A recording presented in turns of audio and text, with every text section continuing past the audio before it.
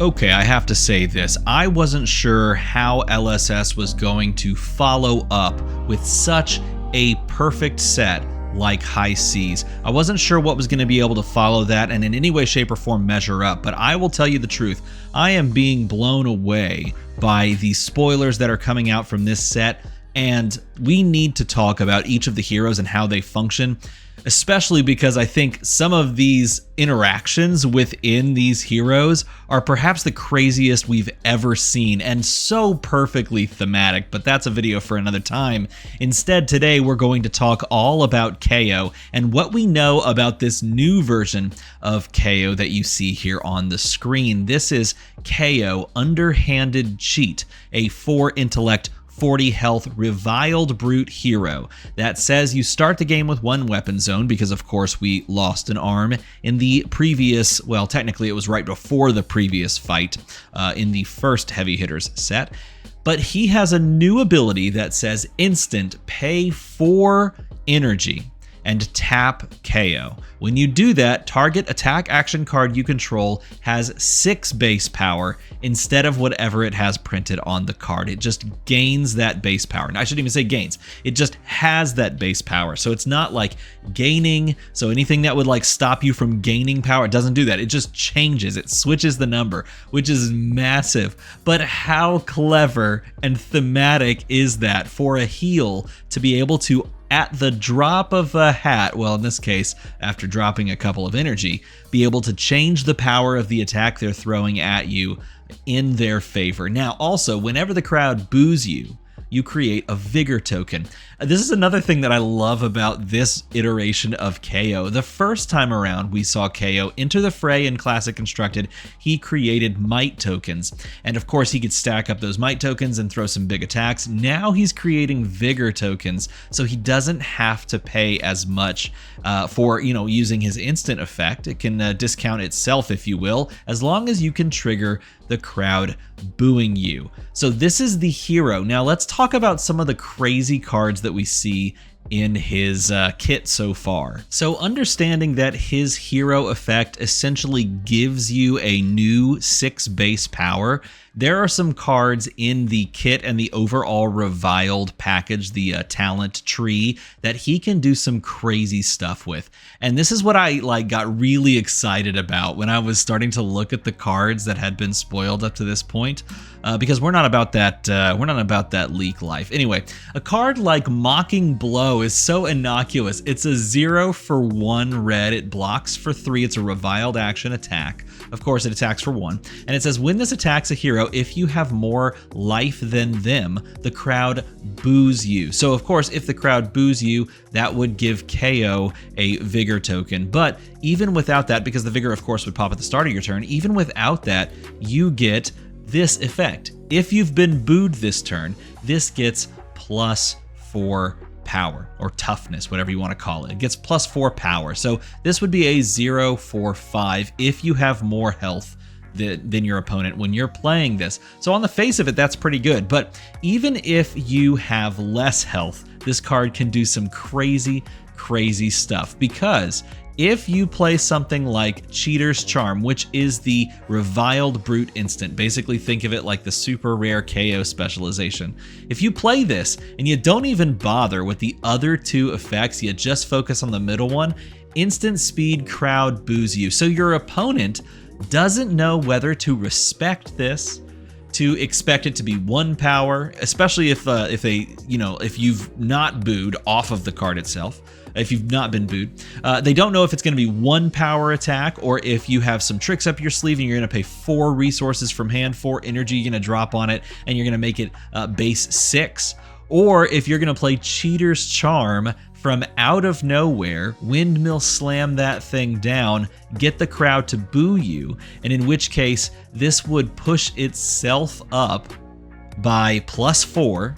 And then you would create a Vigor token as well. So just that 2-card free combination makes this card all of a sudden that 0 for 5 and you get a Vigor. So there's like ways that LSS is playing with fab math in this set already that makes things really interesting. And then of course, if you have 2 blues or some amount of resources to pitch into it, you can then set the base to 6.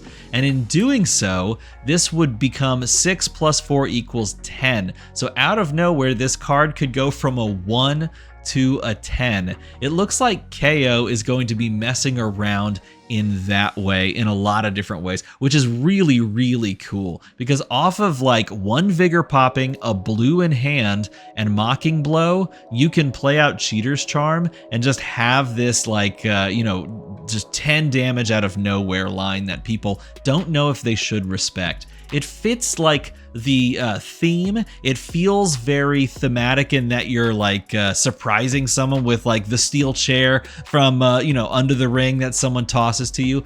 I like that about it, but it also seems very difficult to suss out unless your opponent is really like thinking through the lines that you could provide and counting like, well, he just has a resource pop. This cost him nothing. The Vigor gave him 1. He has a blue maybe in hand, and so now he can follow up and make this for 10. Do I block for 10?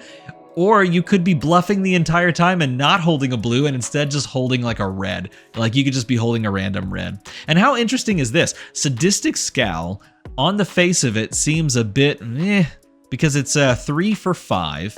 But you also get the Intimidate, so you make it harder for them to block. And a 3 for 5 on this makes this a natural 6. But then, if you have enough resources to dump into KO's effect, this can like balloon like crazy. So if you have like this in Arsenal, like a blue and, or I guess 2 blues technically, and like a thing popping, you could like play this out and have just insanely large attacks. I think this is super interesting.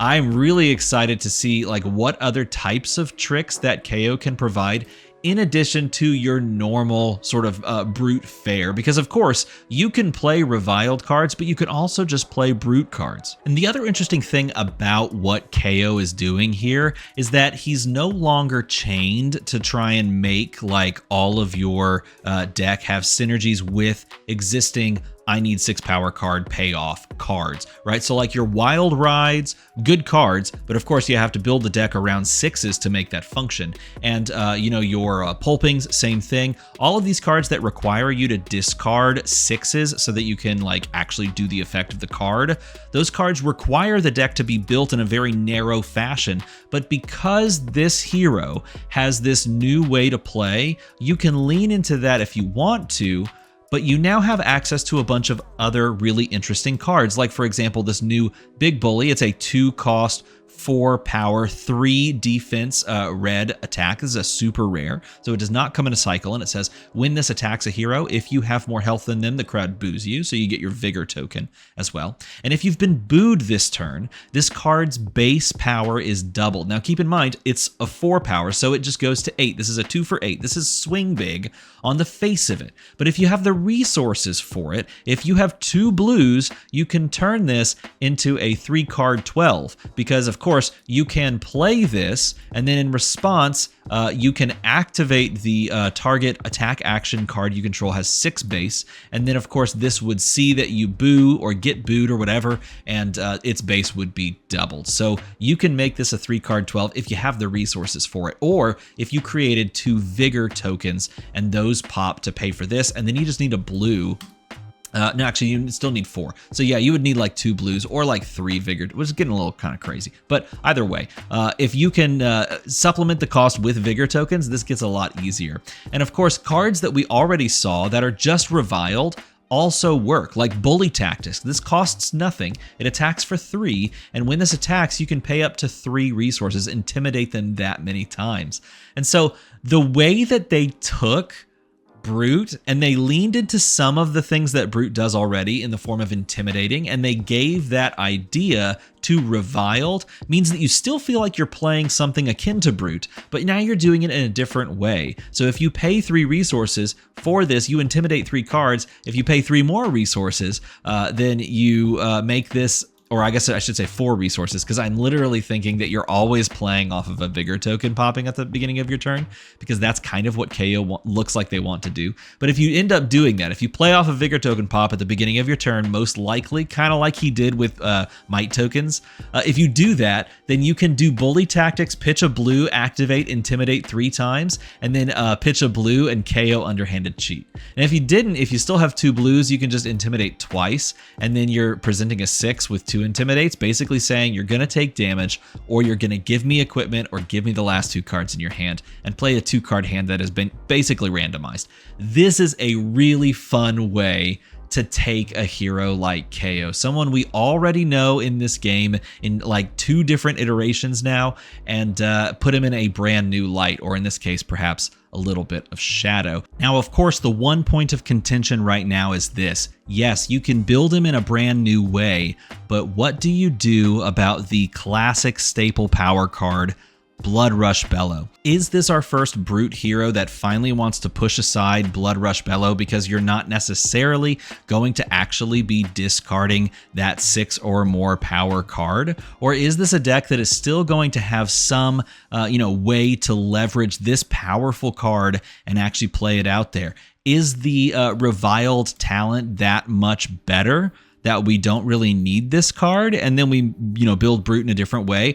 I think that's where they're going. I think that's kind of what they're pushing towards, and I, for one, am here to see what happens. I think this is really exciting. I'm really interested to see how this deck gets built, how it employs some of these new tools while still tries to apply a similar feeling to those players that are already playing KO. There's a lot more people playing KO right now and testing KO out on places like Talishar just to try and get their reps in to feel how underhanded cheat feels. And I think he's going to be pretty solid. And at the very least, he's going to be a lot of fun doing some tricky things, getting the crowd to boo you, and then just flipping that base defense. It's like a strange assassin meets brute experience. I think that's the most interesting thing about this hero, is that it almost feels like a marriage between assassin and brute. So what would a reviled assassin look like? That would be an interesting thing to explore in the future. But I, for one, am very interested to see more of these cards in this set. The way that these cards are designed, it is chef's kiss on the theming. They have gone back to back, High Seas and now this. Their theming is off the charts this year. It is hitting on every cylinder, and I'm really excited to get my hands on KO. If you like this type of video where we break down each hero one by one, let me know in a comment below, and I'll do another one for the hero you choose. I'm very excited for Pallades myself. Of course, make the number go to the other number, and as always, everybody, thanks for watching.